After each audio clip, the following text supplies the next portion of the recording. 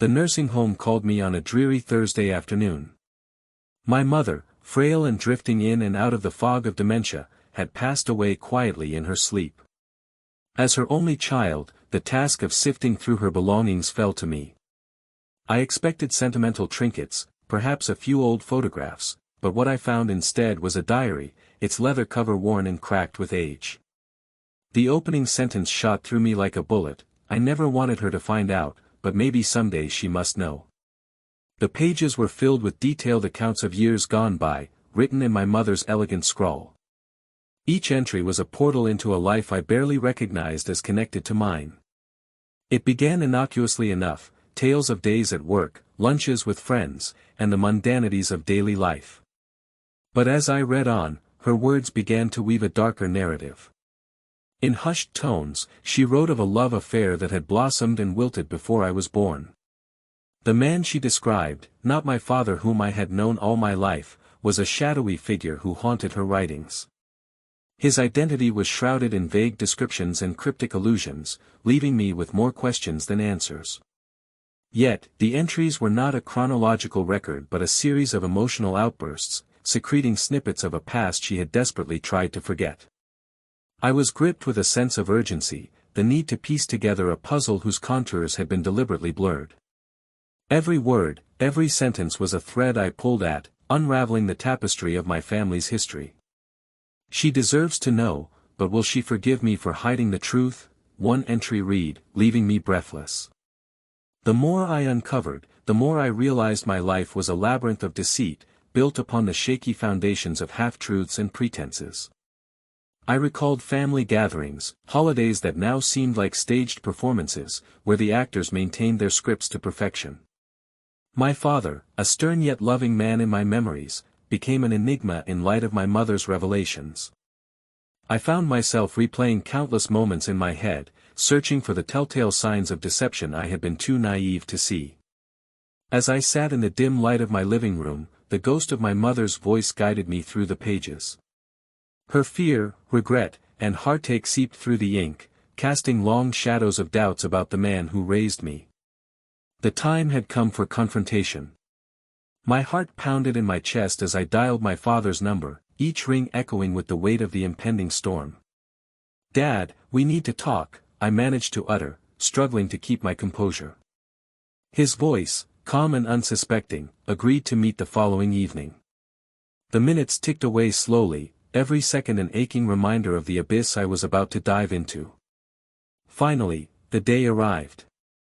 I found myself sitting across from him at the dining table, the diary resting between us like a loaded gun. "What's this about, sweetheart?" he asked, his affectionate nickname for me now feeling alien and distant. I took a deep breath, the words of my mother echoing in my mind as I opened the diary and began to read aloud. His face, familiar yet suddenly strange, remained as composed as I read. My voice quivered, but I pressed on, compelled by a mixture of anger and hurt. Each word felt like tearing open a wound, both mine and his. I watched him closely for signs of discomfort or guilt, expecting at any moment a denial or an explanation. But there was nothing. Just a stoic mask. "Dad," I finally said, lowering the diary, "is any of this true?" The weight of the silence that followed was crushing. He sat quietly, his fingers interlocked tightly enough that his knuckles whitened. The air was heavy with unspoken truths, the room shrinking under the pressure of years gone by. "I don't know what to say," he began. His voice was a chasm, deep and empty. I wanted him to fill it with words, with explanations that might fit the missing pieces of my understanding. "An affair?" I asked, my voice barely above a whisper. "And not just any affair, but one that might change everything." He didn't flinch but sighed heavily, like a man exhausted from a lifelong secret. "I wanted to protect you," he said. "Your mother and I, we thought it best. You were just a baby, Emma.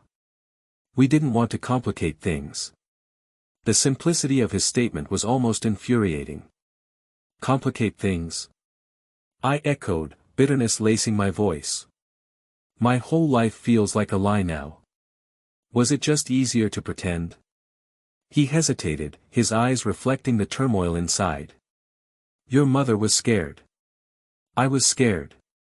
We didn't want you to grow up in the shadow of our mistakes. We thought if we could act normal enough, you might never have to know. Normal enough? Dad, this isn't some minor secret, this is my identity we're talking about. I couldn't mask the tremble in my words. The rupture between us seemed irreparable at that moment. Who was he? The man she wrote about. The man who could be my real father. His gaze fell away, and he seemed to retreat into himself. Ralph, he said after a long pause. Ralph Godfrey. He was your mother's first love. They'd met in college, but circumstances pulled them apart.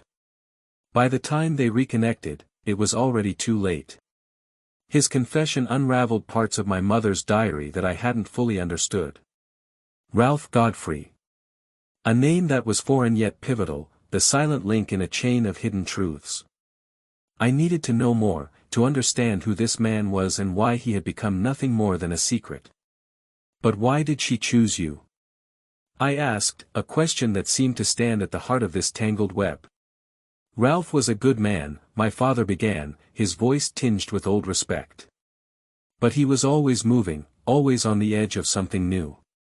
He wasn't ready for a family, and your mother, she needed stability. And so you stepped in? I said. It was less an accusation and more a plea for clarity. I loved her, Emma. I loved you. From the moment I knew you might be mine, I wanted you to be mine. Being your father was never a duty, it was my choice. His words bore a sincerity that moved something within me, yet couldn't erase the anger simmering beneath the surface. I needed more than his remorse, I needed understanding, closure. You should have told me, I finally said. Both of you. Your silence cost us an honest relationship. Don't you see that? He nodded, a resigned acknowledgement of a mistake made long ago. I know, he admitted softly, and I'm sorry. We were wrong to hide it. The moment hung between us, the silent acknowledgement of a shared but broken past. I knew our relationship would never be the same. A new layer had been peeled back, altering the landscape of my reality forever. However, this wasn't the end. The diary still held secrets I hadn't yet explored, and questions about Ralph that remained unanswered. My journey was only beginning, and I knew I needed to face whatever truths lay ahead. As I left my father that evening, we shared a brief, tentative hug. It was a silent promise to navigate this storm together, however turbulent it might become. But as I stepped out into the cold night, I felt the weight of my newfound knowledge settle heavily on my shoulders. The world seemed different now, blurred around the edges, out of focus. But the path forward was clear. I needed to find Ralph Godfrey and confront whatever truths he held about the woman I called my mother.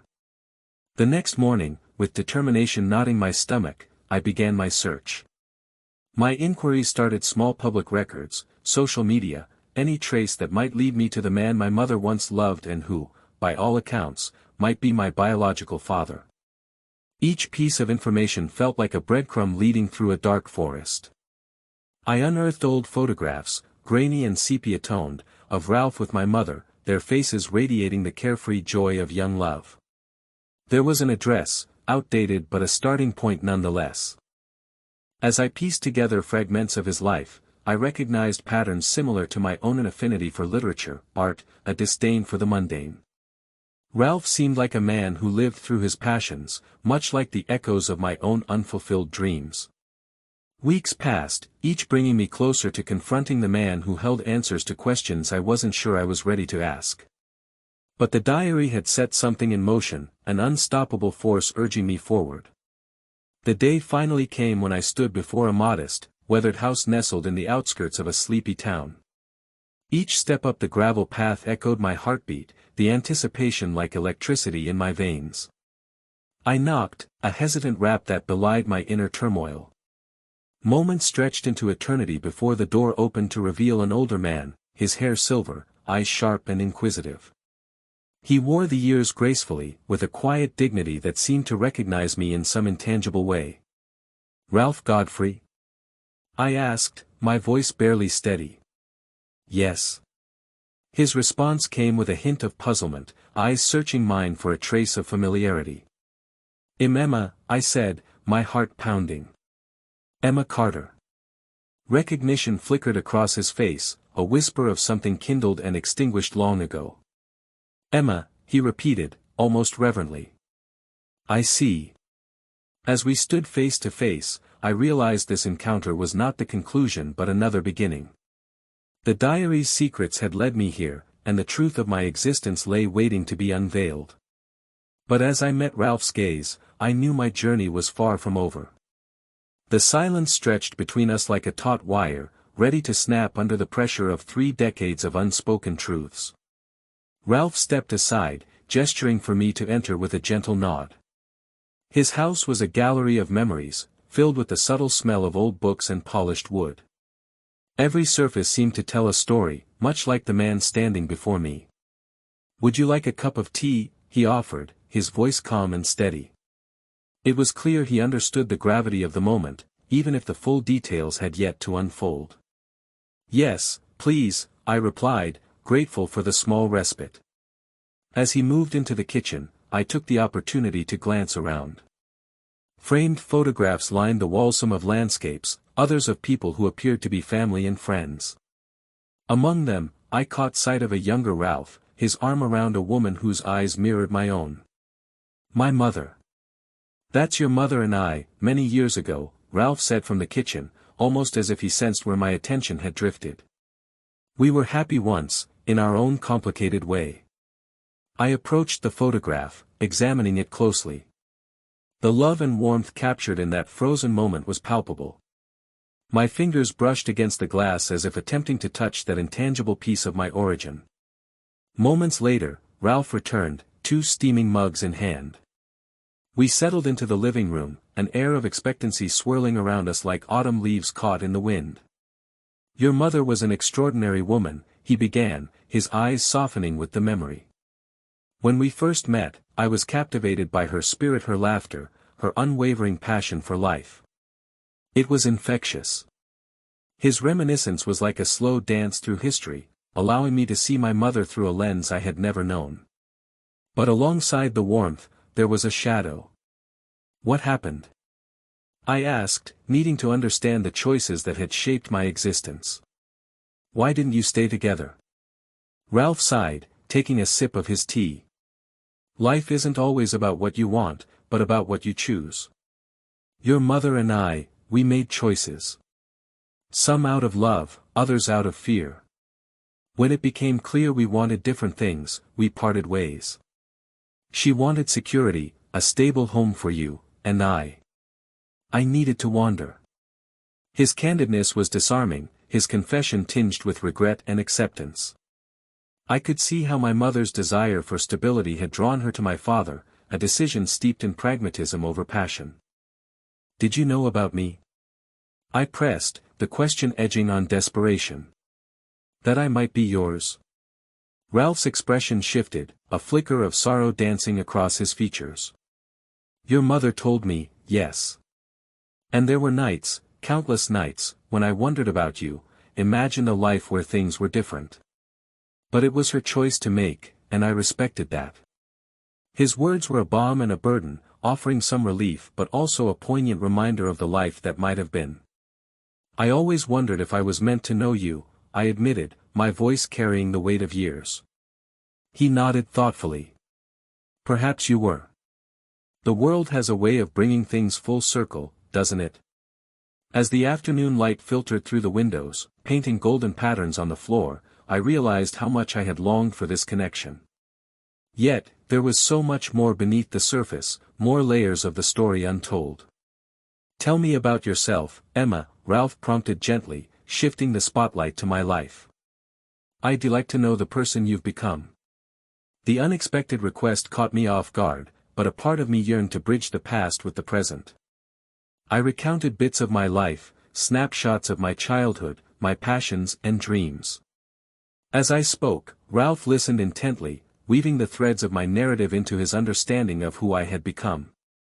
Throughout our conversation, I felt a growing sense of belonging, a feeling I hadn't anticipated. This man, a stranger in so many ways, shared a part of me I was only just discovering. It was both exhilarating and terrifying to explore this new facet of my identity. But amidst the warmth of our exchange, another question lingered, unasked and unresolved. Is it possible to know for certain? I finally inquired, the implications of my question hanging in the air. Ralph understood immediately. A DNA test, he asked, not unkindly. I nodded. It could confirm everything: the diary, my mother's words, this newfound connection. He considered this for a moment, his expression thoughtful. If it brings you peace, then yes, I'd be willing. The simplicity of his response was comforting, his willingness to navigate these uncharted waters alongside me offering a glimmer of hope. We spent the afternoon entwined in stories, piecing together fragments of the past with the threads of the present. The more Ralph and I talked, the more I realized how intertwined our lives had been, even without knowing one another. It was as if the universe had been silently orchestrating this reunion, patiently waiting for the right moment to bring the truth to light. As the sun dipped below the horizon, casting long shadows through the room, I knew it was time to leave. The promise of a future DNA test hung between us, a bridge spanning the chasm of uncertainty. Thank you, Ralph, I said as I rose to leave, the words carrying an immense gratitude for his openness. He walked me to the door, his presence a quiet strength beside me. No matter what, Emma, you have a home here, he assured, the sincerity in his voice wrapping around me like a warm blanket. With a final, tentative hug, I stepped out into the cool dusk, my heart a whirlwind of emotions: hope, fear, sadness, and excitement. The road ahead seemed uncertain, but for the first time in weeks, I felt a sense of purpose. I would uncover the truth, no matter where it led, and in doing so, finally come to terms with the legacy of my parents' choices. As I drove away, Ralph stood on the porch, a solitary figure silhouetted against the fading light. I glanced back, knowing that whatever the future might hold, today had marked the beginning of a new chapter in both our lives. I was determined to face whatever revelations lay ahead, armed with the knowledge that I was no longer navigating this journey alone. In the days that followed my meeting with Ralph, the anticipation of the DNA test results consumed me. With every passing moment, I found myself oscillating between hope and trepidation. The diary and my conversations with Ralph had already altered the landscape of my life, but the results would provide the definitive answer I needed to move forward. I spoke with my father regularly. Our relationship, although strained, had taken on a new dimension of honesty. There was an unspoken understanding that the truth, however painful, was a journey we were undertaking together. One evening, my father called. He sounded more at peace than I had heard him in weeks. Emma, he began, his voice laced with a gentle resolve, I've been thinking a lot about everything. I want you to know that regardless of what the test says, nothing changes how much I love you. His reassurance was a balm to my anxiety. Thank you, Dad. That means a lot. I'm glad we're facing this together. As the day of the results approached, I find myself returning to the diary, tracing my mother's words with my fingers as though trying to feel her presence once more. Her entries were filled with both love and regret, a haunting testament to the choices she had made. On the morning the results were due to arrive, I sat alone in my living room, the weight of expectation pressing down on me. The envelope arrived by mail, its ordinary appearance belying the magnitude of its contents. My hands trembled as I slid it open, the rustle of paper echoing in the quiet room. There it was in black and white, confirmation. Ralph Godfrey was indeed my biological father. The finality of the words hit me with a surge of emotion I hadn't anticipated, part relief, part sorrow, and a strange, liberating joy. I needed to tell him. I dialed Ralph's number, my heart thudding in my chest. His greeting was warm, his voice a welcome anchor amidst my swirling emotions. Ralph, I began, struggling to find the right words. I received the results. You're my father. There was a pause on the line as he absorbed the news. When he spoke, his voice was thick with emotion. Emma, he paused, gathering himself. I can't express how much this means to me. To have you in my life now, it's a gift I never expected. Tears pricked my eyes, the connection over the phone as palpable as if he were sitting beside me. I feel the same, I admitted, the admission tasting of truth and newfound freedom. The conversation that followed was a revelation, a celebration of the bond we had yet to fully explore but both seemed eager to nurture. We spoke of simple things, plans to meet again, shared interests, and our hopes for the future. Each word was a step towards building a bridge over the past, a past dotted with secrets and struggles but rich with the promise of a different future. After hanging up, the reality of the moment settled over me. I sat back, a sense of peace unfurling in my chest. Things were not perfect, but they were real, and that was enough.